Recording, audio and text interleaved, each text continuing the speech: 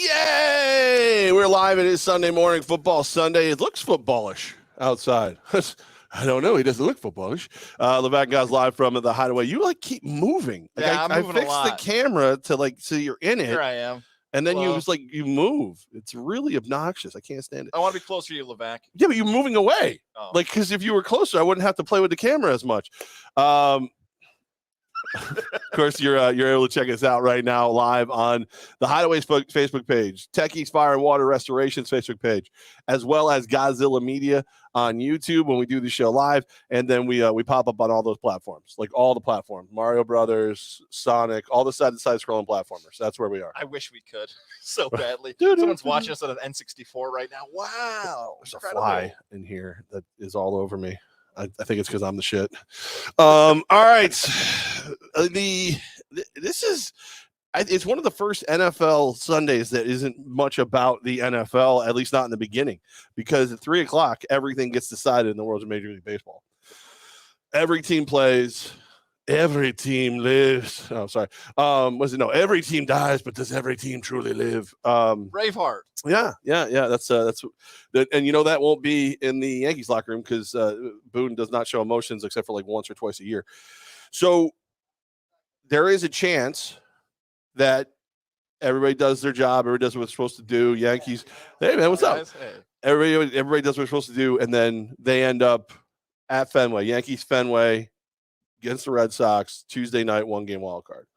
There's also a chance that just all freaking hell breaks loose and we have a 4-team playoff to get to the playoff.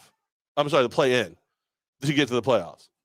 So there's a lot of fun. What do you want to see today? You want to see the Yankees do their job, the Red Sox do their job, move on? Or do you think your team can actually win a game? I want chaos. I want a 4-team, figure it out. Weird first pitches. This is what I want. I want Yankees, Red Sox, Mariners, and Blue Jays all to tie 4 ways. And old Big Bad Bob Manfred explained to us why this was a good idea, this 1-game wild card scenario. I feel as if both the Red Sox and the Yankees are not going to have easy games today. The simple thought would be, okay, Red Sox win, Yankees win. That's it. Show's over. We're going to get the 1-game wild card. It's going to happen. But the Red Sox have lost some games here in the final week of the season that Sox fans hoped they would have won. Yankee fan thought last night, what does Tampa have to play for? They've got the division locked up. They don't need to take down New York, and that game's over by the 3rd inning. So as easy as it seems to be, okay, Red Sox and the Yankees just going to stroll through, and we're going to have a 1-game playoff. I feel as if all these teams are going to be tested today, and same goes for the Blue Jays and the Mariners, that they know it's either you win and need some help. I don't know if it's easy road for any of these teams. So I'm rooting for chaos, so that would mean Boston and New York lose today, and Seattle and Toronto win, so we get to 4. And I feel like it's very possible that could happen. No, see, the dream scenario. Chad's cutting my mic off. Turn him down. All right, here. I got it. We are live at the Hideaway. Sorry, Chad said so. What did you think? Ha! You're not on! Hey, where I am. So, dream scenario, Yankees win. They beat the Rays. Sox lose. Mariners, Jays win. And then those 3 teams fight it out to see who's the second wild card who has to go to New York to play the Yankees. That's the dream scenario. And even in my head, like, okay, so how would that even work? Because if you have a 3-team tie, yes, one of those teams has to. I don't even honestly. How would that work? Yeah, walk this through me. All 3 teams are on the field at once. Yes, they fight. 27 players. They all fight it out. It's if 3 or more teams win, or 3 or more teams are in, the finish the 162 games. There's a tiebreaker game that's played, and it's the way it works is they're all given a letter. The teams get to select which letter they are, which will dictate where they go and who they play in a 1-game playoff to get to the wild card game. Jeff Passan broke it all down. Like Jeff Passan is super nerd. Like there's never been a better nerd than him. So yeah, so if 2 teams tie atop, it's boring. If the Yankees Sox have the tiebreaker of the Yankees because they have the better head-to-head record in the regular season. 2 teams tie for the second. It just goes, brother. 3-team tie for the wild card ends up in a situation where the team with the best regular season head-to-head record against each of the other teams, in this case would be Boston, would get the number 1 pick in like a draft. It could choose to be Club A, B, or C. Club A gets the boost, gets to host the first tiebreaker game against Club B. The winner advances to the wild card game. The loser goes on the road to face Club C the next day. The winner advances to the wild card game to face the first winner. What a mess. You know what? I love it all. I love the chaos. As long as the Yankees aren't in it, as long as the Yankees win today, I don't care what else happens. Yankees win, fine, whatever. You guys go crazy. Have all the cash you want. I would like to be very calmly sitting in the Bronx waiting for whoever's coming to see me. My take there about these games being a test for the Yankees and the Red Sox. Do you agree with that? Like, do you think it's a walk today for the Yankees over the Rays, even though they lost yesterday, that maybe I'm overhyping how good this could be? No, I mean, the Rays, if I'm the Rays, I hate the Yankees so much. I treat this like a playoff game, even though it means very little to me. I really do. Where in reality, I probably want the Yankees to advance because they haven't had success against me in the postseason in recent history. But I'm going to try and bounce them. I'm definitely going to try and bounce them. And it's Jameson Taillon. It's not going to be Cole. The Sox are throwing Sale against Washington in an attempt to go ahead and lock this thing down. It's going to be pretty crazy. It's going to be crazy. Levack, you had a baby. Oh, good news. Yes. I'm a proud cow papa. Wow. I'm a proud cow grandpapa. Wow. What? So Corey from Greenwich named cows after Goz and I years ago. Apparently, that hussy Levack cow just had a baby. I didn't know male cows. No, we didn't get male. He named female cows after us. Oh. Yeah. Oh. Yeah. Well, that's kind of weird. And your cow, nobody it's just like real life. Nobody wants to have sex with the Goz cow. No, because Levack cow's out there popping out babies. I've got a baby, so someone did once. Congrats on the sex, guys. You had a kid. So there you go. Congrats, Levack, for your calf. All we do is win us, Levacks. That's it. By the way, I'm going to eat that cow. I'm just going to. Is that weird? Wait, let's go back here. Just win, baby. Come on, Yankees. Just win. You mentioned Sale gets to start here for Boston. Yeah. Do you think as if Boone is going to have this is a great question now. I'm giving it to myself and bragging about my own question. Will Boone have to treat his game like 162, like a playoff game? Will he have to move those pitchers quicker than usual for that spot today? Even though no matter what, New York is going to have some type of plus game here, 163, whether that be the one-game wild card or this mix-up in the playoffs. Should Boone do a similar thing in this matchup that if Taillon's struggling, yank him as soon as possible? The Golden Tee game to my left is it's talking. Just turned on. We can't unplug it. We can. I don't care. I don't know what we're plugged into. If there's one thing I think I dislike the most about Aaron Boone, it's the way he uses the pitchers. Like, I mean, and I don't think someone's sitting there going, "What are you talking about?" No, I think the analytics and Boone together is probably the most frustrating thing. So I have Michael King shouldn't have pitched yesterday. Loaisiga shouldn't have pitched the other day. So many of these guys should be 100% fresh and clean, ready to go for today and for Tuesday or potentially tomorrow. And they're not because he's been using them. So no, I have no clue what Boone's going to do. Actually, Chad here at the Hideaway said it today. He goes, "It looks like Boone's trying to coach like Cash." That's a great point. No, and he's just not as good at it. Yeah. He's just not as good at it. So like, what do you? If you didn't really understand what Kevin Cash was doing, what move would you make to try and be like Kevin Cash? Because that's what Boone's going to do today. It's a great point because this happens a ton in professional sports that when you see another organization having success, you think, okay, if they're doing it that way, we should do it that way. Well, rosters aren't built like that. The reason Kevin Cash is able to manage the way Kevin Cash does for the Rays is that's how they set this thing up. The Yankees didn't set up their roster to be like the Rays. The Yankees set their roster to be like the Yankees. Right. That's exactly how they should And this was the first year they actually did that. You know what I mean? Made the big moves, brought in the big name free agents, all those things. I heard Buster say he thinks they're going to go off in this offseason. Like, what's that? Are they going to, obviously the Dodgers spend more money than the Yankees right now. At least they bring in more money guys. Is that what the Yankees are going to finally do? Because let's be real, hasn't worked that great for the Dodgers. They won last year, yes, but how many times did they have the best team on the field and not won anything? And I think the timing of that answer for Buster is really interesting because we don't know what the Yankees finish is going to be. Because let's say, for instance, the Yankees do well. Like they get to the one-game wild card. Let's say, for the sake of this conversation, they beat Boston and they get to the ALCS or the World Series. So if your team right there is one of the top teams in the American League, but you still want to spend, you got to wonder, hang on, our team's pretty good right now. Like we're already one of the top teams. I know that's not a Yankee mentality that if you can get better, you're always going to find the way to get better. But it's hard to evaluate what needs to be changed before you hit the end of the road, if you know what I mean by that. I mean, it really just depends who's out there. because again, you're going to have to spend through the nose to get out of the things you've done right or wrong at this point. But you might be right. The fact that I may actually unplug this thing. Yeah, go ahead and unplug it. I don't know where it is. I know it's the other one of these. Whichever one isn't the white one behind me, you can yank out. That's that one. The non-white one? The non-white one. All right. Look out, guys. If we get disconnected, it's because of me. There it is. All right, look at that. Sorry, you guys probably couldn't hear it at all, but like all of a sudden the Golden Tee game was having like full conversations. And it's it was the like, loudest clapping in Levack's ear, too. Yeah, come on, swing the club.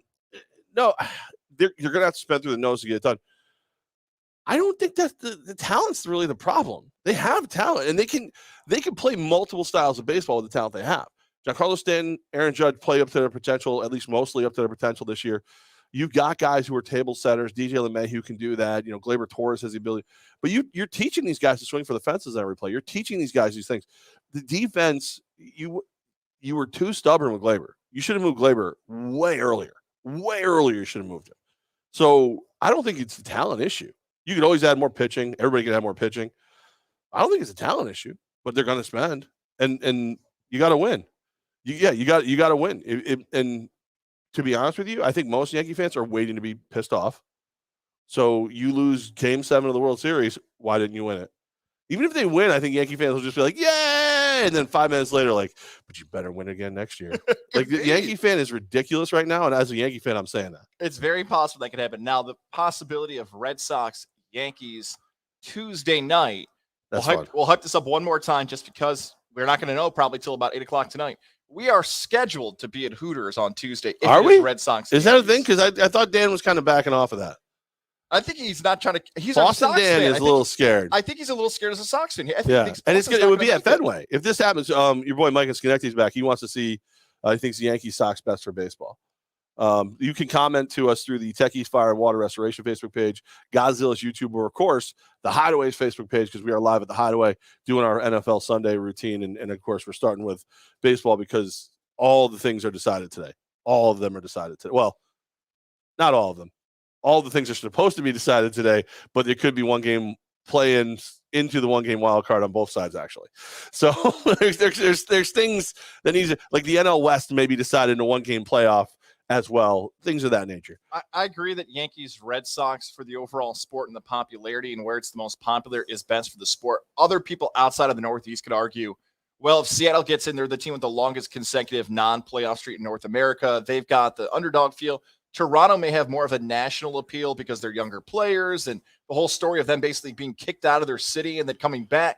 You could make storylines of underdogs, David versus Goliaths, if Toronto or Seattle plays New York or Boston.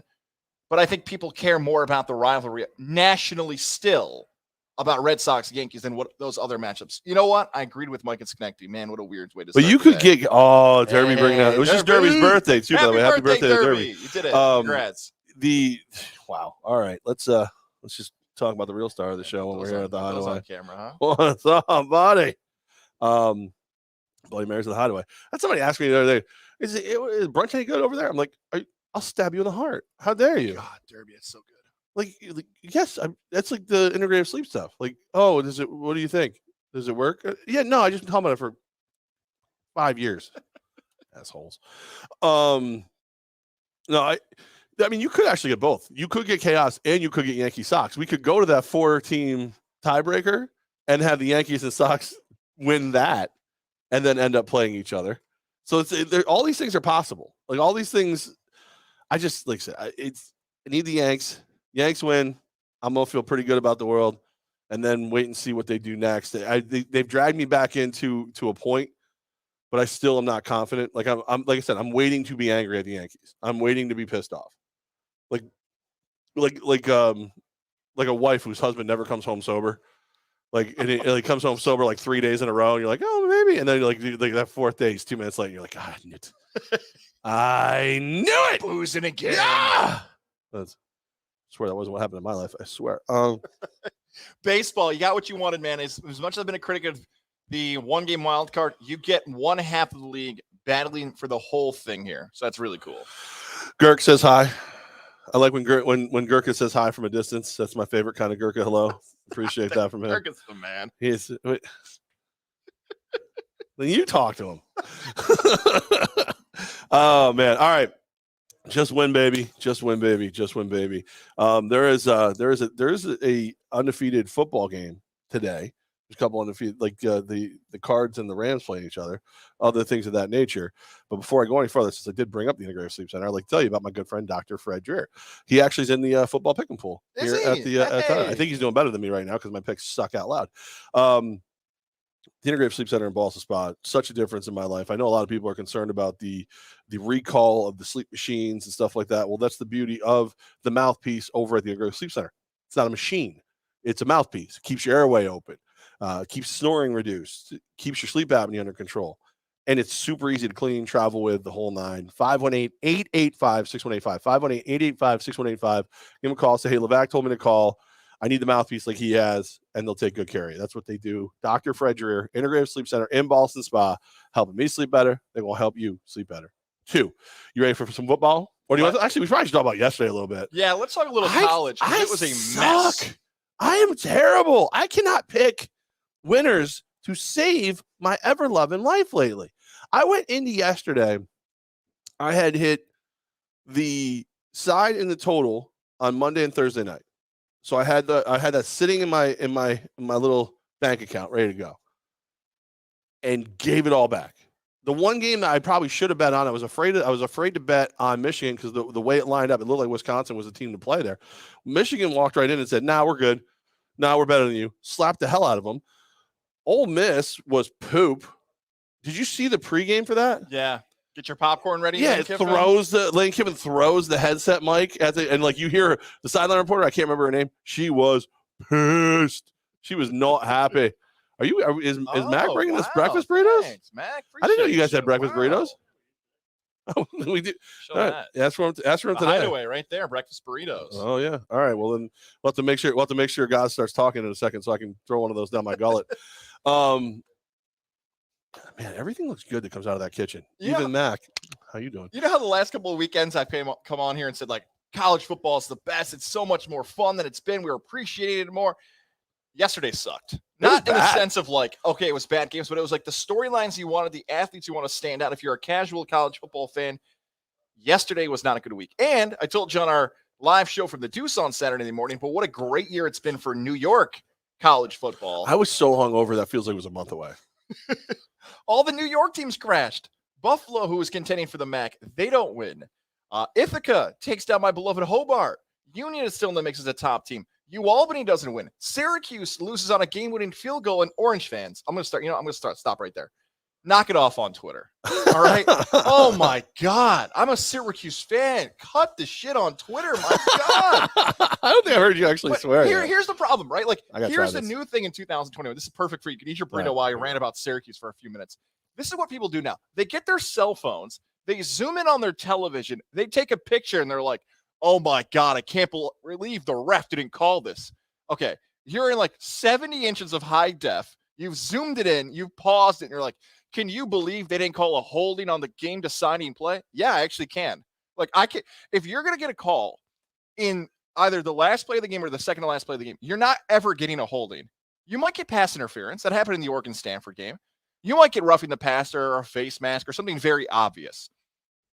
But when the game is on the line, you are not going to get a holding call on the road. It's just not going to happen. So, yeah, look, did the DN from Syracuse get held in that play? Absolutely. Am I shocked they didn't call a holding call to crooked ACC officials? Of course not. But still, like, stop complaining about a holding call at the end of the game. You're never, ever going to get that call. In Syracuse, in similar fashion to Lane Kiffin, why do these coaches all of a sudden think they're playing Madden, they're just not going to punt? Like, I love aggressive coaches, but you can punt in football still. I think it's the word. It's the word that's ruining a lot of games. Analytics say you shouldn't. Yeah. Look, here's the thing. Lane Kiffin used to be a coordinator for Alabama. Right. I think that was the problem. Lane Kiffin thought he was still coaching Alabama. He went for it 3 times on 4th down against Alabama on the road. And he missed all 3. Oh no, he went for it more than that. I know he went 0 for 3 for sure. Yeah. He made a few in the first drive. There's a point. Take the points. There's a point where you're on your side of the field, But I think it's also one of those deals where you're looking at it if you're being realistic, right? Bama's gonna beat you. If they take the ball 80 yards or 30 yards, they're gonna score points. do what you can to keep pace and get ahead of them. Do what you can to run past them if you get the opportunity. And I think that's why he was doing it. The execution wasn't there. Bama looked bigger, stronger, faster than Ole Miss. And that's what they are. I mean, they are, but at the same time, they didn't look that way last year. You know, they looked more competitive. The one, I don't think it was, maybe it was a fourth down when they were going from the goal line. Ole Miss going for it. It's a run play up the middle. And what's his face there? The guy you're voting for Heisman? Corral. Is that who? Okay, all right. You heard it. Get out of Corral. Corral goes like around the pile to try and help. And like I think it was just a safety from Bama, just like did this, and Corral went flying, like when you're beating up your nieces or nephews in the pool, you know, like whoop, and he just went flying. That was ugly. That was a beating. That was a straight up beating. That game was over. Once it was 21-0, it's a whole different game plan. Look, here's what if you want to even give Lane Kiffin credit, which I'm not going to in that game. Once you're down 21-0, you're gonna have the Bama defenders just sit back in zone, and they're not going to be able to move the football against Bama. Lane Kiffin said, we're either going to beat Alabama or we're going to get our butts kicked against Alabama. And he went for the first one, and they ended up getting killed anyways. So that's tough about that. Back to the Syracuse thing. Like, Babers had a situation, a 4th and 2, where he's got an All-American kicker, and he says, here's what we're going to do instead. We're going to get up to the line. We're going to call a timeout. Then we're going to go for it. And then we're going to have a running back who's been one of the best in the country run sideways and get tackled by Florida State, where it's like, kick. Like, you guys can kick. And I know every coach wants to put up the great yards and everything else, but I felt a lot like coaching in Arkansas. You know how much I would have loved to come on here and say, turn on in and do both. I wanted Coach Pittman to bring the Honks to the number 1 team in the country. They got pounced. They got trounced. And you know what?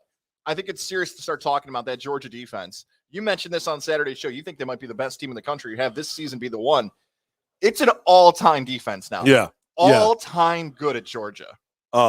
It's sad too because I replayed some of yesterday's show in my head, which you can actually just replay it on Spotify or Apple or wherever you get your podcast. And the picks I felt good about that I did lost.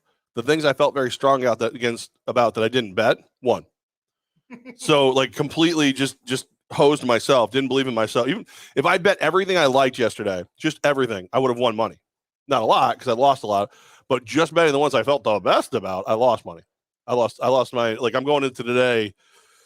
I'm not chasing because you got to be responsible. You can't, 1-800-GAMBLER, all those are good things, you know what I mean? But that's, man. Those picks you're talking about, were they in particular in the Big Ten? Because you said you wouldn't bet against Michigan, but Michigan, now look, for people who by the way, I love Corey Greenwich, big Michigan fan too. Big Blue is the Giants. Go Blue is Michigan. Big Blue is the Giants. That's right. It's a small little thing. Separate it. You got to do it. Yeah, you got to do it right. If you're a Michigan hater, you're going to look at that game against then you're Wisconsin, not welcome here, okay? Say, well, Mertz got hurt, so that was the difference. Well, he wasn't good. Like, Wisconsin's not been good with Mertz at quarterback this season. So if you want to hate on Michigan and say that's the reason they won, I think that's a little unfair. No, they just dominated. They look good. Michigan played a game that they had to play that a lot of people didn't think they could play. Iowa wins on Friday night. Penn State wins against Indiana, a team that beat them last season on a controversial call. So you're going to get 3 versus 4 this Saturday. You're going to get an undefeated Penn State versus undefeated Iowa. And one of those teams, how do you beat the 4th team in the country and not jump to 1 or 2? That's the respect that Bama and Georgia are going to have. And Ohio State looked good again. They beat up on Rutgers far more than you and I thought they could have. So I called that. That's what I called. Like I said, no, it's not even going to be close. But I didn't play it. I could have played it. And the Big Ten looks good. The Pac-12, which was having some exciting football early on because Oregon beat Ohio State. Oregon gets beat on just a game they blew. They should have beat Stanford 2 minutes to go. They're winning. The old FPI had them at a 99% chance to win. They lost that game.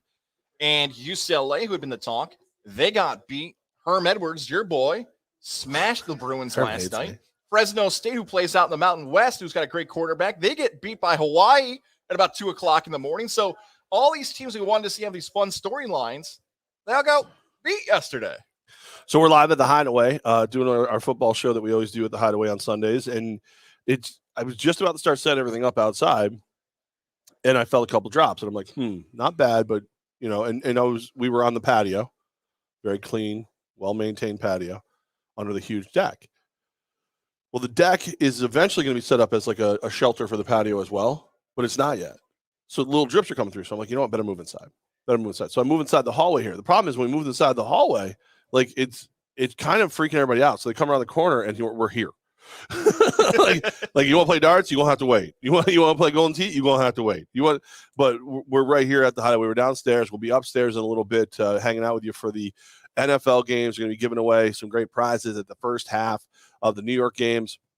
I'm gonna pick all the games coming up, but it is. I love this place. I always love this place, but just it's where we are is so different for me. It looks like, even when you look, if you go see it on the Techies Fire and Water Restoration Facebook, the Hideaway Facebook, Godzilla's YouTube, you're gonna like, it looks like we're in a classroom because we're in the hall, like by the banquet stuff. So that we're right here. There's one team we did miss that we didn't touch on, and I know you're a little aggravated because the social media trolls are out for this, but Albany has fallen to 0-4 now. Another game where Albany offense cannot get over 20 points. I'm just going to call him T.O. for the sake of this. T.O. and Undercuffler found each other. Oh, that's right. They went deep, but Albany falls to Delaware in a road game, which, by the way, I didn't realize this. It was homecoming and alumni weekend for Delaware, so then a nice packed crowd with a lot of families there and packed that place for the Blue Hens. We knew the offense was struggling, but I think the heat that's coming for Albany is not fair from the people you've had to deal with on social media. No, it's the thing is, look, they're not playing to the level that they could be playing at. They're just not. Like Undercuffler has yet to look like that freshman who came in and lit it up. He doesn't look the same yet. And I don't know if it's one of those things where you'll knock the rust off or Davis and everybody will make an adjustment or whatever, but he doesn't look himself yet, which means you can key in on Mofor. And Overcoven he's reliable as all hell. He's going to get open. He's going to run a perfect route. There's a lot of things that just aren't clicking yet, right? And it's not an excuse. It's just not happening. Don't know why. Not sure why. But the people that piss me off are the ones who don't watch a game and then sit there and talk to you like they know what the hell they're talking about. Like you can't tell me that if this team played the way they played against North Dakota State, they're 2-2. They're 2-2. They would have beat Rhode Island. They would have beat Delaware. Would have lost to Syracuse. Syracuse used that game to get healthy. Good for you. Smart move. You did what you needed to do. Would have lost to North Dakota State. But if that team played with the same effort that they played against North Dakota State, and I hate to use the word effort. It's not like they're not trying, but they don't have that same killer mentality, it feels like. And they had that for most of that game. They're 2-2. But people haven't seen that, and they just read box scores and think they know what the hell they're talking about. And you don't. It's a different kind of team, especially at the FCS level. It's not like the FBS level where you can look at it and go, oh, nobody can run on Georgia.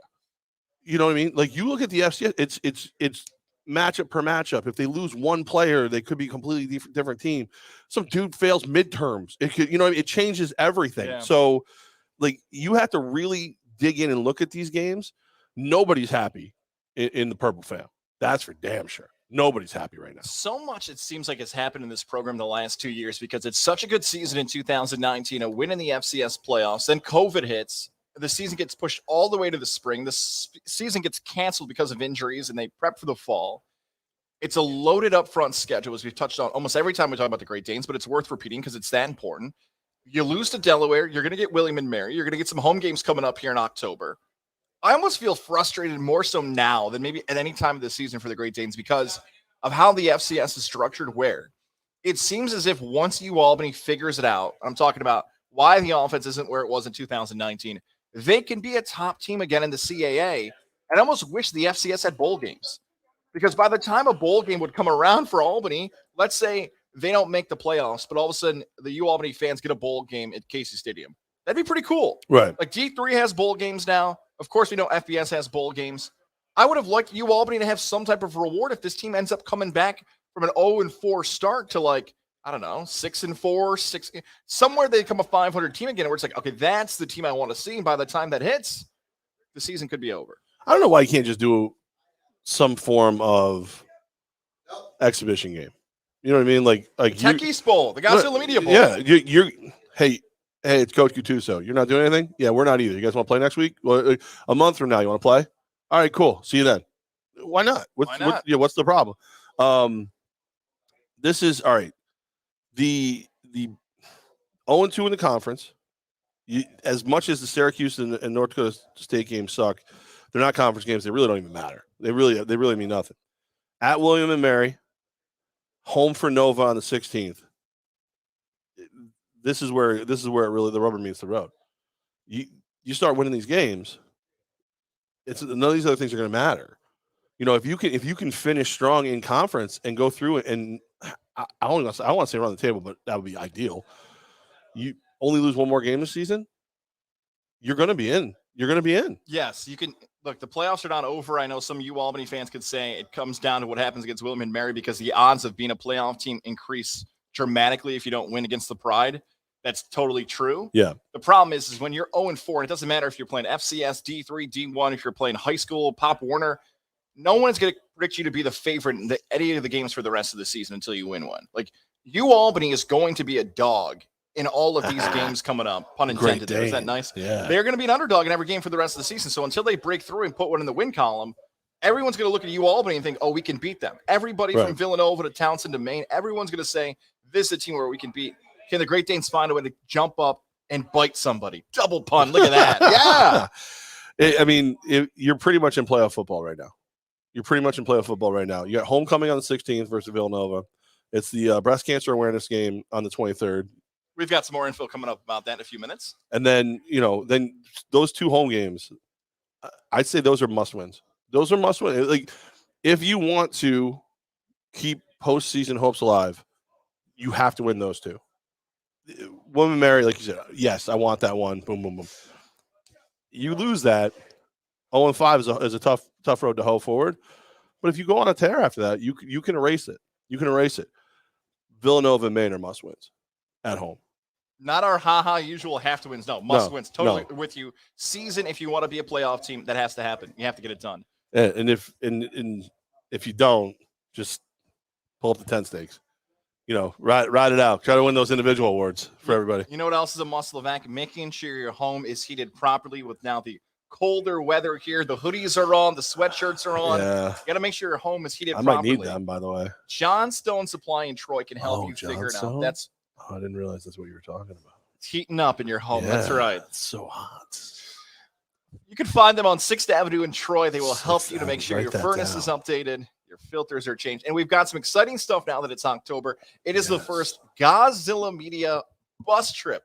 Your chance to join the Godzilla Media crew. Levack will be on the field, so unfortunately, he won't be a part of the bus trip, but you can yell and scream from him at the Casey Stadium stands as we're going to be heading to the Albany Pink game on October 23rd when they take on Maine.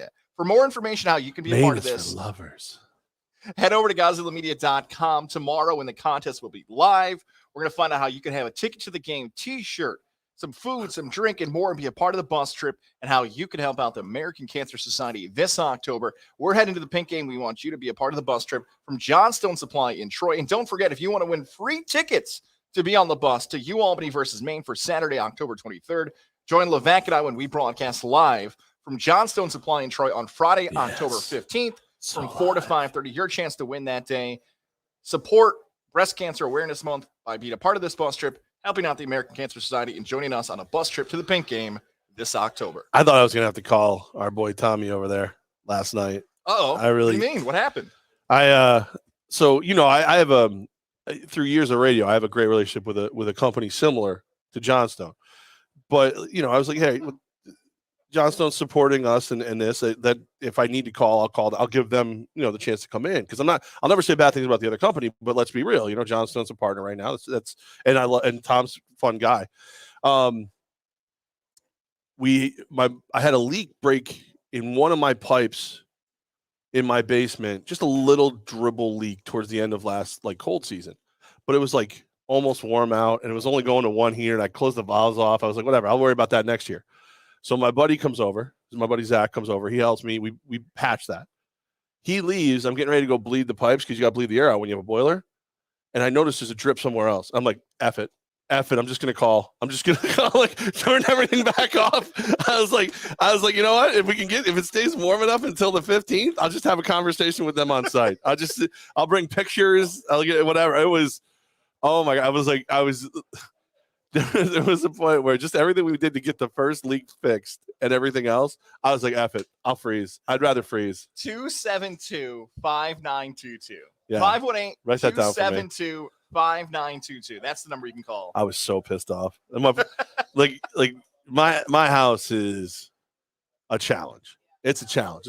My boiler is older than you. Like, you know what I mean? It's got to go, but every year I'm like, can I just go one more year? Just one more year. And eventually I have to break down because it's going to break down. But like, I'm like the dad in Christmas Story. I'm down there and there's smoke coming out. I'm like, I can get it to work. I'll get one more. The Bubba's dogs can kiss my beanbag. Like, you know, I'm just, so close. I almost called him. I almost did it. Do it. I will. Actually, I'm going to wait till we're there, and I'm going to try and beg him. I'm going to try and look as sad as I can. You're going to skip the game and be like, Levack's actually on the bus. You're going to run down the field like Dabo Sweeney. Like, I had to do some stuff first, coach. We'll be there live on the 15th. I'll talk to him then. All right, perfect. Levack and Goz live from the Hideaway here at Saratoga Golf Club. A little bit of rain out there, but not like overpowering rain. You can still play if you really wanted to. But, of course, it's not raining inside the awesome Hideaway where we're going to watch all the NFL action together in just a little bit. Speaking of NFL action, let's start talking about today's games. Like, I almost feel like we should just go right into picking. Ooh, you want it? Early pick segment? Let's do it. Because, I mean, if we do the picks, we're going to break down all the games. So instead of like a rapid pick segment, let's just go through the games. You know? Do we want to talk about our record from last week or no? I don't want to, but I feel like it's appropriate to do so. I went 3-11 on this show. Yeah. Oh, my God. 0-4 on my locks. I'm now 21-22. The only thing that makes me feel better, your locks did well. You 3-1 on your locks. 3-1 on my locks. And what are your locks? We got to keep track of locks this season too. You went 11-4. 11-4 on the week before. The week before. Yes, and then you went 3-11 the next week. Yeah. Right now, your locks for the season, we were both 3-5 on our locks. You went 0-4 last week. That puts you at 3-7. I went 3-1. That puts me at 5-6. Okay, there you go. There you go. All right, so but you went 6-8 on the regular. So 18. Let's put it like this. I went 3-11 in the regular games, not just the locks, and you didn't catch me. No, I didn't. That's how bad you've been. I like honestly at this point, and we're picking with the spread. Just bet against us. You'll do fine. You're gonna do just fine. Everything's gonna be okay. Just bet against us. Yeah. I got 4 today. I got one I feel extremely strong about. I felt strong about it all week, and almost every expert I've heard is completely against me, which I just don't. I'm like, am I taking crazy pills? Like, I don't understand what's going on here. All right, let's go. Let's start with the 1 o'clock games. Let's you ready to roll? Let's see if we can turn this bad bear around. We're live at the Hideaway. Come by, have a Bloody Mary with us. Talk about how bad our picks are. We will be. The Washington No Names taking on the Atlanta Falcons. The Washington football team is -1.5 with a total of 47.5. This is the game that if you put me in front of a machine at Rivers, you put the money in and you tried to force me to push one of the buttons, I would fight you. I would fight you because Washington's defense should be the overwhelming best unit on this field to the point where Washington should win this game handily. But they have not played that way. Heineke's good enough, but he's not good enough, I guess. Atlanta, Matty Ice, every once in a while shows some flashes of Matty Iceness. Defense is playing a little better than they did last year. If I got to take this one, I'm going to take the football team. I'm going to say that with 75 first-round picks in your defense and Antonio Gibson, you should win this game. So give me the football team -1.5. Both these teams have been so disappointing this season. I know I hated on the Falcons last week and said just fold the entire franchise. I think we've done enough here, but you went out and you defeated New York on the road. I had the Giants as a lock last week. Atlanta went to New York, won the game. Here's how much I believe in Heineke today. I'm in a fantasy football league that I have a decision to make between Jalen Hurts or Taylor Heineke. And I'm taking Heineke. I'm taking Heineke over Hurts. It's my buddy Darren. Clearly wants to know when our friend's anniversary is. Who cares, Darren? Why don't you text them and ask when their wedding anniversary is? Atlanta has given up the 3rd most fantasy football points to quarterbacks this season. Heineke lights up Atlanta. And by the way, if he lights up Atlanta, who would you rather have, Jones or Heineke? No. After how bad Jones. What did Matt just say? He's offered a Heineken. He's going to bring us some Heinekens now. I'm going with the football team as well. I'm taking the R words in this one, even though they are not good. They're not good, and they're way. I think, again, I'll say one more They're time. more talented, though. Atlanta and Washington, for me, are the two most disappointing teams this season so far through the first 3 weeks of the season. I didn't expect anything from Atlanta. I expected Washington to be a factor. Again, that defense should be, we talk about Georgia's defense. That's what Washington's defense should be. That's what they should be. Detroit Lions, Chicago Bears. The Bears are laying 3. It's a 41.5-point total. Guys, if you're taking the Bears at home, you got to lay 3 points with Matt Nagy and Justin Fields. Yuck. He was so bad. And I get it. Like, it's a bad scheme by Nagy against the Browns in that matchup. And Fields, I know people on social media are all happy. Quarterback 1 is back. He's our starter, blah, blah. Earlier in the week, Matt Nagy, with his job on the line, said, I don't know who's going to start. Could be Fields, could be Dalton, could be Nick Foles. I don't know. That's not a good sign either. But I've sworn off taking the Detroit Lions. I did my spreadsheet here earlier, and I just look at like Lions miss, Lions miss, Lions miss. I'm like, how am I 0-3 on betting the Lions? Because I took Baltimore last week. So you said 3 points? Yeah. Divisional game? God, Here you go. Drink, divisional game, 3-point game that I like to run away from. All that's being said, let's just go Detroit. Come on. They got all right, Detroit. You're getting one more chance, Danimal. Dan Campbell, the Danimal. One more chance, and you're done for the rest of the year. I like the Lions here. John Daniels, good thing the beer monkeys didn't get you this morning. No, they got me yesterday. They got me bad yesterday. They got me so bad going yesterday that I couldn't even function until later in the day. Like when my buddy Zach's trying to fix my boiler and everything, I'm just sitting there going, he's like, dude, did you just fart? I'm like, no, that was a burp.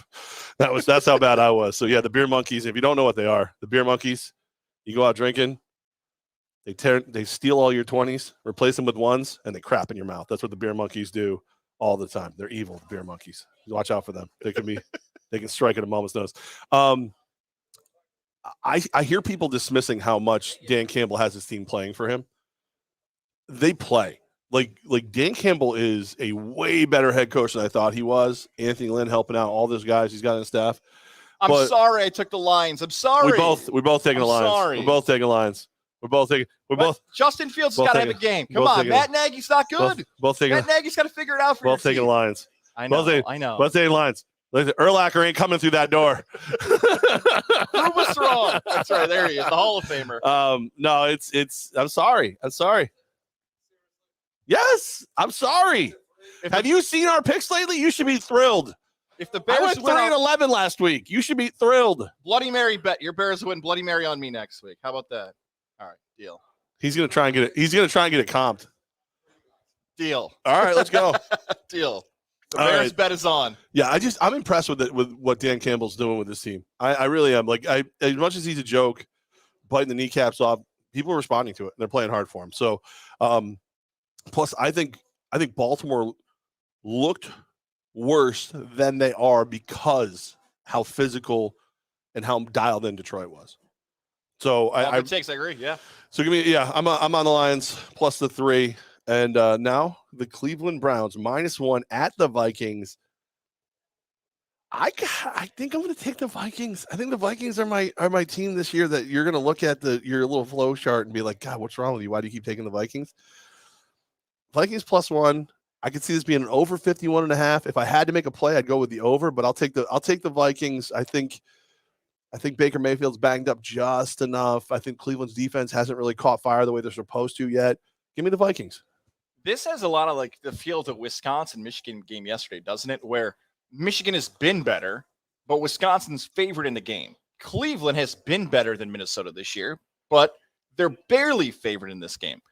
I've done well. If I had to tell you the best team I've picked this season has been the Cleveland Browns, going back to the Kansas City game and most recently when they go out and smash some teams as well. I'm going to go against the Vikings until Dalvin Cook gets back. I know they played really well last week. The best game of the season so far if you're a Minnesota fan. Madison's really good. He should be a starter for a lot of teams in the NFL and continues to prove that. I'm not going to bite and get too tempted to take Minnesota. I'm going to take Cleveland on this and see how far this Browns team can go. Yeah, the line doesn't make sense, right? If all the lines maybe of the whole weekend, this is the weirdest. But I think like when you look at Minnesota and who they've played and how they've played, even when they play bad, it's still they're putting an effort out there. I think that's what it comes down to. I don't know. I just something about this Vikings team, and I'm gonna roll with them. I'm gonna roll with them on this one. Purple. We're rolling this week. The Indianapolis Colts at the Miami Dolphins, -2.5, total of 41.5. Guys, if you like the home team fish, you're laying 2.5 points. The Colts. How about this? If you're not a Colts fan, do you realize they're 0-3? You realize the Indianapolis Colts right now are one of the worst teams in the NFL. They're worse than Atlanta. Right, you've got the New York teams we'll get to in a second, but the Colts are that bad, and who knows what the future is of Carson Wentz if the Colts continue to play this way, even though I know he's been hurt and he's got 2 sprained ankles and everything else. It was announced today, by the way, Tua is going to be out until mid-October. October 17th is the hope that if you're a Dolphin fan, he comes back. If a team hasn't won yet, I won't give them the credit to finally do it. I will bet against the Colts. I will take Miami at home in this matchup. Could end up being a pretty fun 1 o'clock game. This could be one in the witching hour that Miami and Indy are going back and forth. Miami wins this game over Indianapolis. They fall to 0-4. Yeah, I'm with you. I think Brissett's not as big a drop back from Tua as people would lead you to believe. They really should have beat Vegas. They should have beat the Raiders. Yeah. I mean, they were in that thing from the rip. He was making big throw after big throw down the stretch. Jacoby Brissett, kind of a collegiate quarterback every time, but he'll get it done today against the Colts. And I think the Colts are to add that much talent in the offseason and have it backfire you as hard as they have is insane. You know what I just thought about too? That Indianapolis, even just because we talking about the Jets? No, sorry, no, not yet. We're getting to them. Even though the Colts quarterback scenario for the future might be in question, I just remember they don't have a first round pick. Philly has Indy's first round pick because of the Carson Wentz trade. So if you're an Eagle fan, you're rooting against the Colts every week. Yeah. Yep. Unless you're, Bryce Sports with the Zenith team. Yeah, Bryce who's got an I Heart Carson Wentz tattoo on his chest. He's in Philly for the game today against Kansas City. Does he get under this height? He can get in for free. Terrible. He's like this tall. Little guy. All right, the Carolina Panthers. This could be the most fun game of the day, to be perfectly honest with you. As much as there's other great marquee games, Carolina Panthers at Dallas Cowboys. Guys, the Dallas Cowboys are laying 4 points. I think this is going to be a slugfest. I think this is going to be a great game. Fantasy repercussions in this game. Chuba Hubbard's this year's Mike Davis. Remember? Run CMC gets hurt. Mike Davis comes in, becomes a stud. Actually picked him up. I think he helped me win 2 fantasy leagues. I grabbed Chuba Hubbard late in the draft. I've got him in 3 teams. I got him playing in all 3. But the one thing Matt Rule said in public, Robbie Anderson is open on every play. We got to get him the ball. Robbie Anderson, put him in your lineup. High scoring game. I think I was screaming over the 51.5. I think it's going to be a last second field goal to win this thing. I'll take the Panthers. I'll take the 4 points from Dallas. This is one of the few times this year, this has rarely happened in the first 4 weeks we pick games, where I had really no interest in this game, wagering on it, going into driving over here. I don't know. And then I started researching this game a little bit more, and I'm like, I wish we had mobile betting, because I'm with you on Carolina. That 4.5 is interesting. If you want to wager money line on the Panthers and see the payback for that, go right ahead, because the Panthers have been so good this season. You've actually given this team now with Matt Rule and Joe Brady some more time to prep for the Cowboys. If they cover, look, I like Dallas to win. I think Dallas is going to win, but it's a 3-point game, so Carolina covers. But if you think there's a turnover by Dak Prescott, or there's a great play call and a great play by Sam Darnold, I could see Carolina in the fourth quarter maybe squeaking it out. I would take Dallas to win, Carolina to cover. I feel great about that 4.5. And again, if you don't agree with the Dallas pick and you just hate the Cowboys and you want to pick Panthers money line, that could be one of your best payouts of the day. I've completely flipped on this game. I wish I could go back to Rivers and drive over there and do those wagers for Carolina. And Levack is showing me maybe he might make a call out to New Jersey to one of his friends to make sure that happens. What are you talking about? I don't know what you're talking about. Get that done real quick. Hey, please go to Lot G at MetLife. Grab the bus. They will actually bus you over to the sports book and then drop it off and then drive back. That's great. Yeah. All right. Yeah. So we're agreeing a lot today. That's a good thing, I think. Is it? Because we both suck. So this could be a problem. Let's hope. Kansas City Chiefs -6.5 at the Philadelphia Eagles.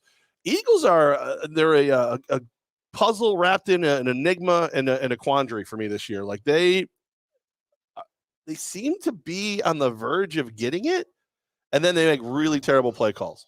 And then they seem to be on the verge of getting it, and then the players don't play right. Kansas City, cannot believe Kansas City is going to continue to lose.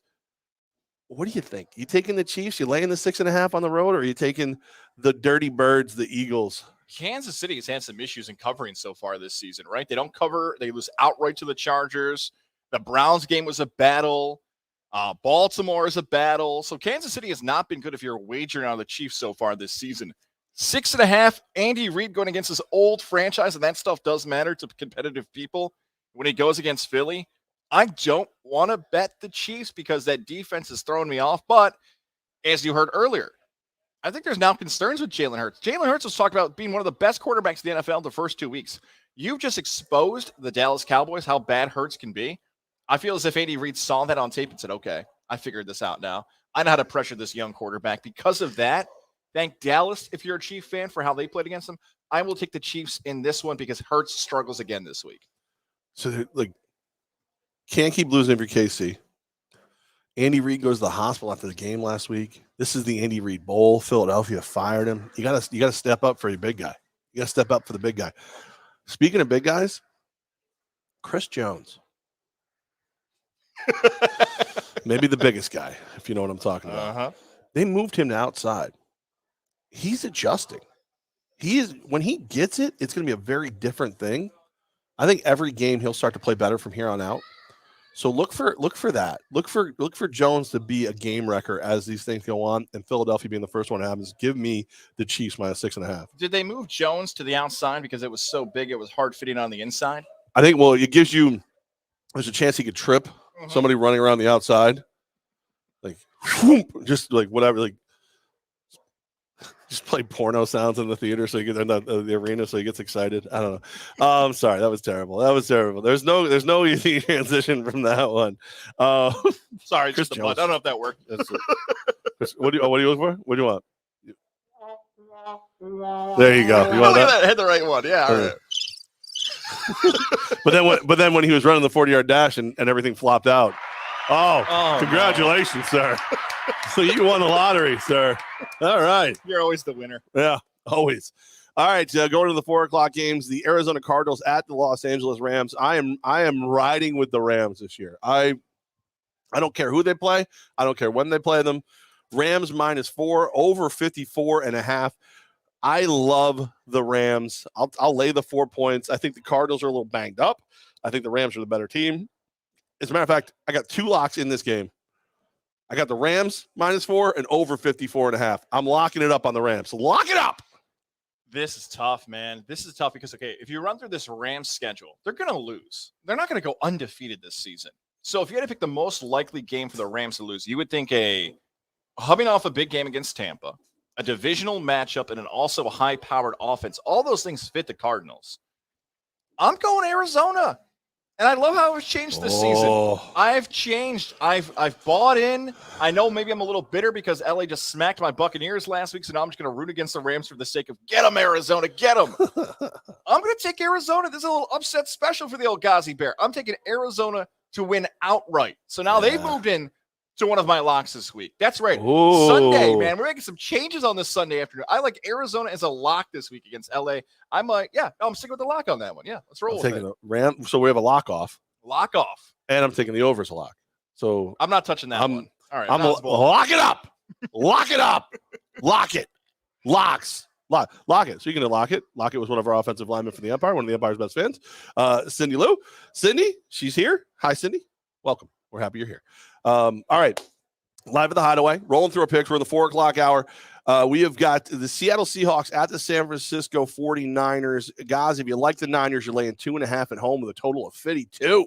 Man, San Francisco last week, that should have been a win for both of us. We've all thought about the Niners, and Aaron Rodgers had other plans for that Niner game. Seattle every week to me seems like, okay, they're good. Oh, maybe they play disappointed. Okay, they're good. Okay. Seattle, I know what they are every single week, but man, wagering against the Seahawks is dangerous business every week. You know what? Let's go with San Francisco just because of that home field advantage. The Niners and Jimmy Garoppolo might have a bigger game, and Garoppolo's played really well for the start of the season. Garoppolo, the attention's on Brady and the Patriots. How about Jimmy G says, don't forget about me before that game kicks off. He has a great game against Seattle. I like the Niners. I like the Seahawks. Mr. Unlimited. Like, dude, you're at the point now where you got to start winning. There's two teams who I don't think anybody thought were going to be bad, who look bad right now. Seattle Seahawks, Kansas City Chiefs. Both those teams look bad. And both those teams are in a position where their division could run away from them if they don't hurry up and start winning, especially Seattle. You lose this game, you're 2 games behind whoever wins between the Cardinals and the Rams. Seahawks not going to do it. They're going to go out there and get this win today. They're going to take down the Niners. I'll take the 2.5 points, but I'd love to get 3.5, but I'll take the 2.5. Seahawks get it done and keep their hope alive of Russ cooking them to the playoffs as the champs of the NFC West. This one's been my lock all along. This has been my lock all along. Would you say this is the biggest lock you've had all season long so far? No, because what was it I had earlier? I had one early in the year that I really, really loved. Oh, the Texans in the first game. I loved the Texans in week 1 against Jacksonville. But this is up there. Baltimore at Denver. It is a pick'em game right now. I don't know what the hell everyone else sees. Denver is 3-0. The combined record of their opponents is 0-9. Baltimore has lost to the undefeated Raiders. They fought a very tough Detroit team. They lost to they beat the Chiefs. Like, this is a team that is better than you. They are better than you. And I hear all these Denver people saying, "Oh, Denver. Oh, it's not even going to be close. Denver." I think Baltimore just boat races them. I feel like this is a double-digit win for Baltimore. It is a lock. Guys, I'm taking the Ravens at a pick'em. Just got to win the game. Total's 44. What do you think? Your confidence in Baltimore has now moved me to the confidence of Baltimore. Also, the tweet coming out recently within the hour here of Adam Schefter that the Broncos will be without 7 starters today. Woo! Injuries, a mix of that. Broncos without 7 starters is enough for me to believe in Baltimore. They will win this game. The difference, though, is special teams. Justin Tucker hitting that 66-yarder. Denver is going to try to battle to find some points, and I will bet this till my eyes bleed. Let's ride Broncos unders until it ends. Lock it up. Denver every week. We're taking the under. You said 44, Levack? Yep. Under Broncos, Ravens. This could be another 21-20, 17-14 final. Denver, Baltimore under, but Baltimore wins it because of the help of Justin Tucker again. I think Baltimore's going to score like 30-plus points. 30-0. That's under. That's fine. 30-7 is fine. I do. I like that game a lot. All right. The last one in the 4:00 slate that is not revolving around a New York team. You got the Pittsburgh Steelers at the Green Bay Packers. Pack is laying 6, total of 45. Goz, who you got? Remember how I mentioned earlier that there are certain teams that are really tough to pick? The Chiefs are one of those. Green Bay, you're starting to enter that spot too. And so is Pittsburgh. Both these teams. Did Pittsburgh actually beat Buffalo week 1? Yeah. Was that a figment of our imagination? That same Steeler team was out there. And now we're watching Ben Roethlisberger fall over himself against Cincinnati. Green Bay has had some marquee primetime window games to have something happen. I'm going with the better team. That's Green Bay. Even though every single week this Packer team feels like they're going to show up when they feel like it. Pittsburgh, I don't believe in you anymore. So I'm taking Green Bay in this matchup at Lambeau Field. Give me the Packers. Hopefully a nice big game from Aaron Jones as well. Steelers bounce back. Keep this thing within 6. Maybe even win it outright. Give me the Steelers. I'll take the 6. I'll take the 6 from Green Bay. I think they're gonna run the ball. Ben Roethlisberger's gonna come out in a full body cast just to show everybody that how tough he is. Like, they're gonna roll him out in the field in a wheelchair. Like when I got taken out of the hospital on Monday and they wouldn't let me walk. They made me roll out in a wheelchair. Rolled me right up to Mike Corda's truck. Rolled me right up to it. And I'm like sitting there going, I'm like, all right, well, now since you put me here, I'm not getting up. You have to carry me in the truck. Nobody wanted to do that. No, I think Pittsburgh's going to keep this thing close. They're going to run the ball. They're going to play solid defense. TJ Watt's back. Najee Harris going to run the ball. Green Bay's due for a little bit of a stinker, a little bit. I think something's wrong with Devontae Adams too. Like he should have come off the field for that concussion. Yeah, he should have come off the field. But that is that. I'm gonna take Pitt. I don't like Pitt. I don't know how much I like Pitt's fans. You guys are kind of on social media. The Levack, them Dolphin fans battling it out. Kind of bitchy. You're kind of bitchy. You're a little whiny. But yeah, give me Pitt. I'll take the Steelers. All right. I almost feel like we should do this one last, but Tampa Bay Buccaneers, the Tampa Bay Buccaneers, TB12 -6.5, headed to New England tonight. 49.5 is the total. I'll go first because this is your heart in this game. I'm going to go first. Before you pick a pick, I think we need to give this like an extra 2 or 3 minutes though. Like, do we need to talk about the legacy of tonight's game of what this actually means? Does that mean anything to you? Like, is it getting overhyped at this point? I see some people on social media talking about it's a Super Bowl team versus a very mediocre team. That should be the end of the story of tonight's storyline. Well, it doesn't change anything, right? Like, if who's better, Tom Brady or Belichick? Yes. Yes, they're. Oh, well, Belichick hasn't won anything without Brady. And Brady went and won a Super Bowl. Yeah, with a Pro Bowl team. Like, he went down to a Pro Bowl team. Like, you could have played quarterback on that team and at least gone 500. That Belichick is going to get his team together, and he's going to – the only reason Belichick's still coaching now is just to prove you idiots wrong. But the reason Brady is so damn good is he was raised right in the NFL. When he went in, they ran the football. They played defense. Clock killing Corey Dillon, Adam Vinatieri banging field goals. They did it. They took the pressure off of him. As he matured in that system and realized his greatness, they took the training wheels off and gave him the keys to the kingdom. That's why it worked. The right coach found the right quarterback. That, who, Bill Walsh or Joe Montana? Yes. You know what I mean? Like, it's yes. Gruden and Gannon. Yes. Like, that's that together.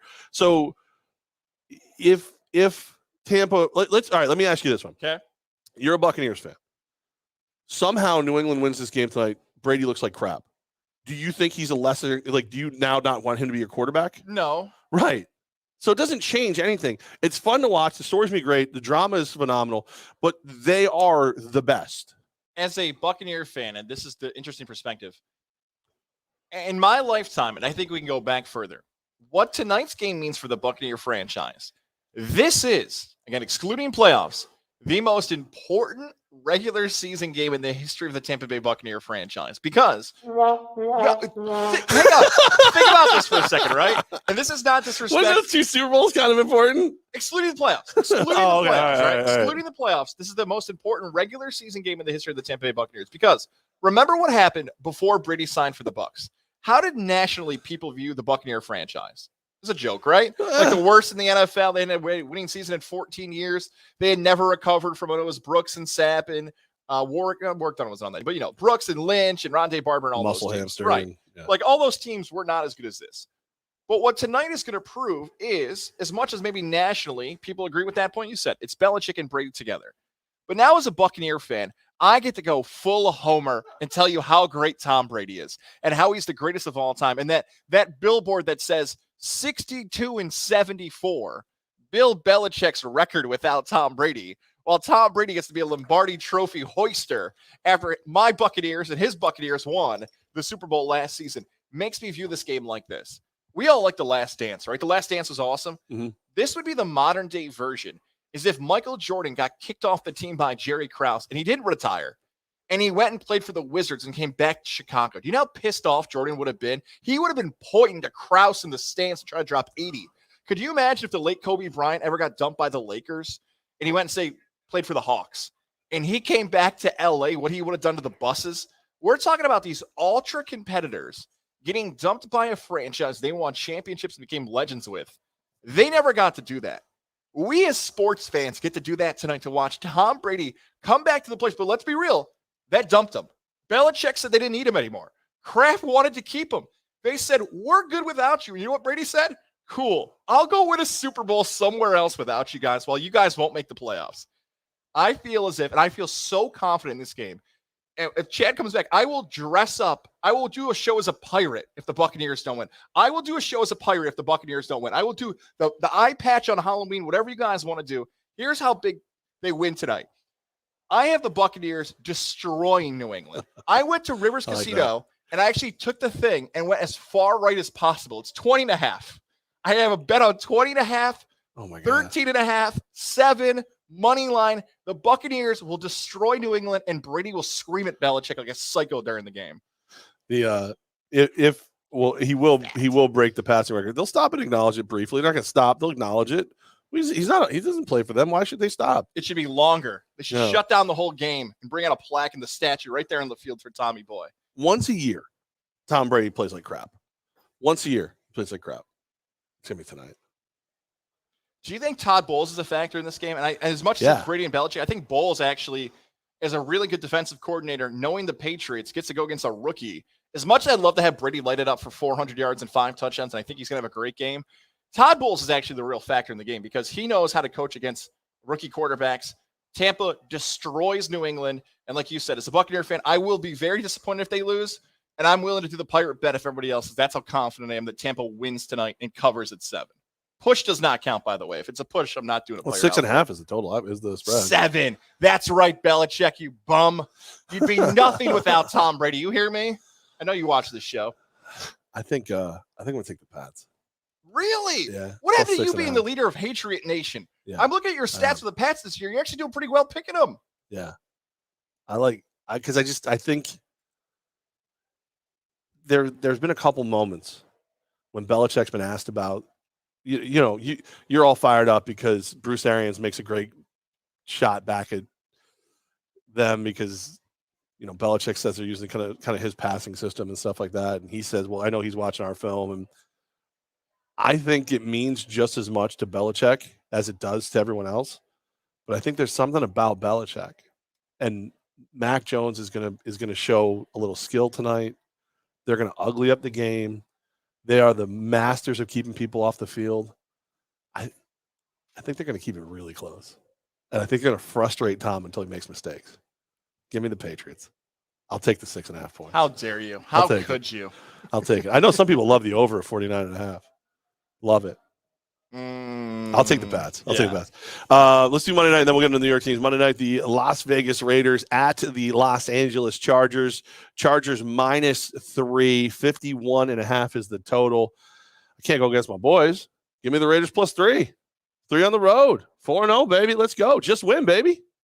Well, you know what? I got to stop you on one thing there. I don't consider this a road game for your Raiders, right? What do you mean? Played in L.A. The Big A, the Big L is in Vegas. Do you think more Raider fans or Charger fans will be in attendance for this game? I mean, if you're going to go by that, every single Chargers home game is that question.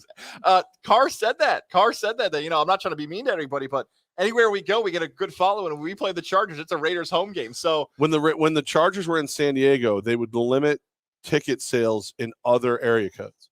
So if you played the Raiders, they would limit the amount of tickets you were allowed to buy from the Raiders area codes and zip codes because they knew that it would be a silver and black stadium. They would rather not sell the seats than sell them to the people that were going to come to the game. You said, I believe a quote from last week's show was, if the Raiders get to 4-0, you're going to become unbearable on the show. It's going to get bad. Bad. Who do I think has played better this season? Carr, Herbert, Raiders, Chargers? I took the Chargers last week in a divisional game, but it's 3 points at a home. Oh, this smells like a push to me. This might be the first tie of the season. You know what? I'm going to go with the Chargers because of that home/non-home field advantage. What I mean by that is that maybe they get a call by the officials. Maybe something happens in the fourth quarter. We'll find out if Brandon Staley, cashing your ticket if you knew who the Charger head coach was, he's able to do something. It's not Deuce Staley? No, it's not Deuce Staley. Right. He does something in this game that becomes a talking point on Tuesday where it might out-coach Gruden. Chargers by 3, and I feel like that's going to be a push. All right.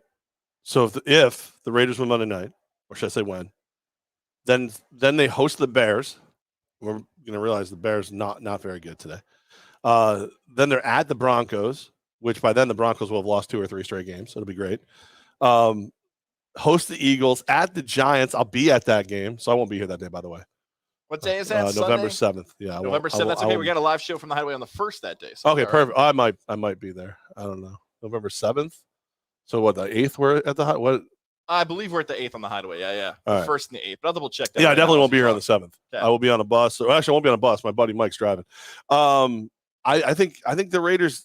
Look, Chargers are better than they were last year. Last week's game proves it. Last week's game is the exact kind of game the Chargers gift wrapped and handed to you like they were an Amazon driver last season. They won that thing, and that's good for them. Raiders got to prove yet again that they're a good team. Every win has had so much drama behind it. Let's go. Get out there and get it done. Carr, handle your business. All right, New York teams. Tennessee -6 at the New York Jets. 44.5 is the total. Titans. Every time you say the word Jets until the Jets win a football game, any team that plays against the New York Jets, I'm sorry, Chad. I'm sorry, Mike and Schenectady. The Jets are not good. They're very bad. Wait. They're not good? They're not good. How dare you? So here's the thing. The Titans do not have A.J. Brown, the phenomenal one. They do not have Julio Jones. Over-under is a fun one. Over-under 199.5 rushing yards for Derrick Henry today. Over. Henry, monster against the Jets. I take the Titans. I'm going to take the Jets the points. The Jets! I think Titans are in a bad way right now. Defense is garbage. I think Ryan Tannehill's a joke. I'll take the points. Give me the Jets. And then if you win that game, you pack it up and you're heading across the pond and you're playing the Falcons. Hang on a second. Are you picking the Jets outright is what I just heard? I think so. Whoa! Okay. I think so. I'm not going to bet them outright, but I'll take the points. But I think they win this game. I do. I think the Titans are in rough shape. They are a really, really good team. Julio Jones ain't playing today. Like, there's a lot of problems. With the Titans. Defense is garbage. It's garbage. You win this game, you might be. Imagine this. Jets win the game today. There's an off chance they're a favorite next week in London. I don't know how the Jets are going to score. Like, there's a talk if they don't know who the second wide receiver is going to be today in that matchup, or a third wide receiver. The running backs haven't proven anything. Denver shut them out last week. If they win today, that'd be a great victory for the Jets. But like you said, the Titans are dealing with more issues than we thought they would have. But Jets got to prove it to me first. Breaking news, as in heartbreaking news. Our producer here at the Hideaway, Chad, just shared Jack Curry said that DJ LeMahieu on the IL. Ooh. Okay, all right. Yeah, football. Let's talk football. Okay. New York Giants at the New Orleans Saints minus 742 is the total. This is the week to take the New York teams, my friends. Give me the G-men. I'll take the 7. Give me the G-men. Jameis Winston's going to throw like a terrible interception. Giants will keep this thing close. Daniel Jones starting to look like a real player.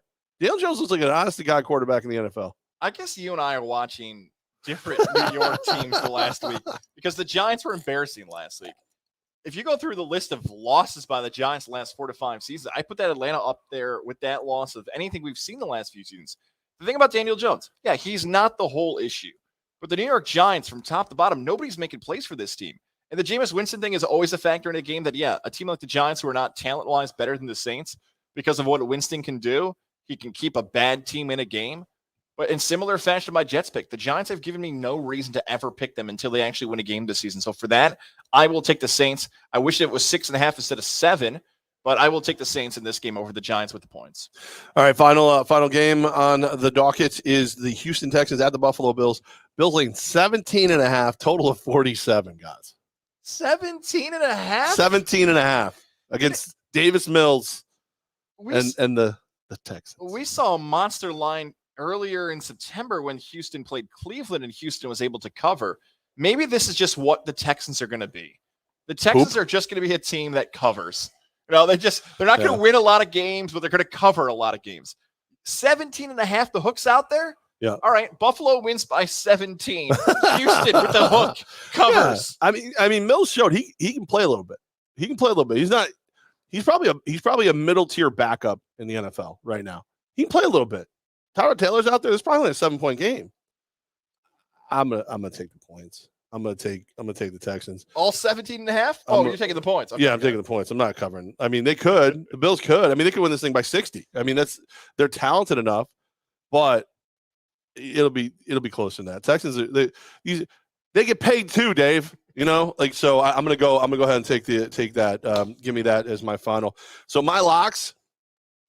I'm gonna recap my locks for you, just so we can see what not to bet. I got the Rams plus -4. I wish it was +4. Over 54.5, same game.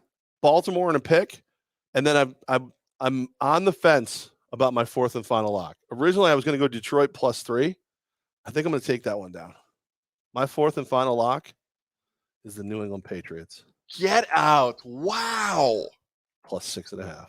It's hilarious that you just took down the Detroit thing because I also took Detroit off my board. One more time for your locks with that audible, that late second Omaha you just did. Rams -4, over 54.5, same game. Pick 'em Baltimore, and then give me the Mac Daddy. Make you jump, and the New England Patriots +6.5 tonight, hosting Tampa Bay. I will go least confident to most confident. So my least confident of the 4. I also audibled out of the Detroit game. I flipped that to Carolina. So I've got Carolina covering against Dallas as my 4th. Again, a late audible. I didn't have Arizona feeling so confident about this Cardinal team, but because of the ways Kyler Murray and Cliff Kingsbury have done so far this season, I like the Cardinals in an upset over the Rams today. This is a fitting spot for Arizona to make that happen. Under Broncos Ravens. I will do it as a lock until it doesn't hit. Bronco football, baby. Although Baltimore wins the game and hands Denver their first loss, her or his, I will go under in Denver, Baltimore. And I cannot wait. I would have bet this at 9.5. I cannot believe it's at 7. I swear I have a bet at 20.5, and it pays about 4 times my investment at Rivers. Tampa, you hear me, you bum Belichick? You get embarrassed. I can't wait till Monday to say, was Belichick the most overrated coach in sports history? Buccaneers by 21 tonight, 35-14 final. Tampa over New England. All right, so when we were sitting here and we picked the Lions earlier, John came downstairs. He was very hurt, big Bears fan. He bet us Bloody Marys and whatnot on the game. He wants to change the bet. Guys, do you agree? If the Lions win, his company will donate $100 to each of our favorite charities. If the Bears win, he gets to be the 3rd co-host the week that the Bears play the Raiders. And then he goes on to say that the Raiders are going to lose by 14. I will 100% agree to that bet because I took the Lions and I feel confident, and I would love to support a charity. So I would like to agree to that bet if you're okay with the Levack. It's like the Levack and Goz show, so I don't want to speak for us. But 2 reasons I think this is fine. Okay. 1, charities are great. Whatever. My favorite charity happens to be me. 2, even if we lose, I just get to abuse the living crap out of a Bears fan right up until the Raiders beat the crap out of them. I'm okay with it. Yeah, let's go for it. All right, let's do it. All right, John, you're in. John, it's good. Let's do it. We'll take that bet. We'll take it all the way to the bank. And then seeing how it is Breast Cancer Awareness Month in October, we'll probably have to go with Susan G. Komen or American Cancer Society. American Cancer Society, probably that. Yeah. I always like that. St. Jude's got a special place, Special Olympics. St. Baldrick's is my personal favorite charity. So when are you shaving your head? See this flow right now? Yeah, might be. Well, I was going to say I'm going to let it grow till March. I'm not letting my. You're not going to be allowed. March. You don't have that kind of rights. We'll see how the spring goes, man. Maybe we get somebody to do a part of something cool later this year about it. We'll see. All right. Well, all right. We're live at the Hideaway. Come on by. We got some prizes to give away. We're going to move upstairs. Get ready to watch all the games. Of course, you can catch all the NFL action here at the Hideaway, Saratoga Golf Club. We would love if you guys come by and say hello. Thanks to our friends at Integrative Sleep Center in Boston Spa, 518-885-6185. Thanks to our friends at Johnstone Supply. Make sure you're paying attention because you get a chance to get on that bus with Goz and watch my big fat butt run around in purple. But also, I think it's important that everybody knows how you even get here for all your shows. That's because of our good friends at Mohawk Honda. The Pilot is here in the parking lot. It also has a car seat in it with a baby, which my wife texts me and says, the baby's in there? No. The baby's Rex, we're coming. No. The car seat No wonder he looks pissed off all the time. Get me out of here. The Lions really did. So Mohawk Honda will help you this fall to find the ride that you need. Kelly Blue Book offer. Take advantage of that. Walk away from the lot with money in your pocket. It can happen whether you're looking for a pre-owned or a new vehicle. The people over at Mohawk Honda will help you make it happen. Shout out to our guy, Greg Johnson, Cam McKenna, the VIP man. How about Hot Sauce Morales? Got requested by the M Across the Board podcast to be a guest on the show just because of his nickname Hot Sauce. So there you go. That could happen. You and I, Levack, will be broadcasting live from Mohawk Honda on Friday, October 22nd. See my boy John over in service. Yeah, I got to talk to him as well because what you do now? So I told you, Rex's great grandfather checked out my vehicle. He said there's nothing wrong with it. I think I need an oil change. Is what I came. I definitely need an oil change on my truck. I'll talk to John.